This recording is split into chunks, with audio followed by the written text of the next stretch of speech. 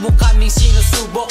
Di ka uubra kung pagalingan lang sa tutok. Sa loob ng selda kami lang ang mag-ahari. Yung buhay mo isa lamang sa aming pag-aari. Sa paghawak ng bakal sa amin di na yan bago. Pagpindot sa gatilyo, sasakto sa ulo. Paggamit ng kutsilyo, sigurado sa bunbunan. Kung miyembro lang usapan, di kami mauubusan. Kaya pumili ka ng gusto mo na kalabanin. Kalayaan sa bilangguan, kaya namin kuhain. Nagamitan at droga, di ka sa amin mabibitin. Mga babae kami ang pipiliing iibigin. Pagmamahal sa kakosa, yan aming sikreto. Kaparusahan sa kaaway, kami ang mag-iimbento. Ngayon paano ka pa sa pula ay lalaban. Kaya ang galit namin wag basta-basta hayaan. Tatalunin, wawasakin, wala kayo sa amin. Tignan at kilalanin, katapat ay mamalasin.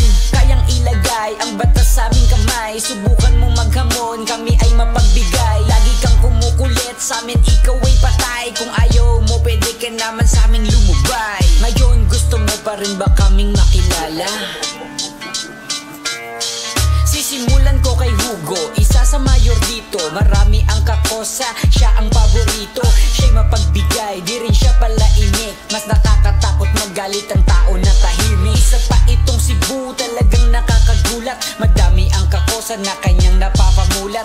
Malambing sa tropa, hirap din kaaway. Huwag kang madaldal, dito nagsasayang ng laway. Si Leo naman, tapang ay parang leon. Kahit ilan kaharap, kaya niyang itumba yun. May isang salita, di siya paligoy-ligoy. Subukan mong galitin, ihanda na ang abuloy. Kakaiba ang dating, talagang meron siyang angas. Huwag mong kulitin, baka ikaw ay magkabangas.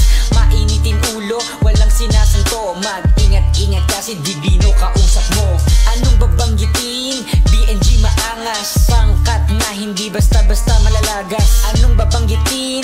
BNG maangas. Pag kami kaharap, talagang ikay minalas. Laman na kami ng salita na pabulong. Matatalo ba kami? Tandang pananong.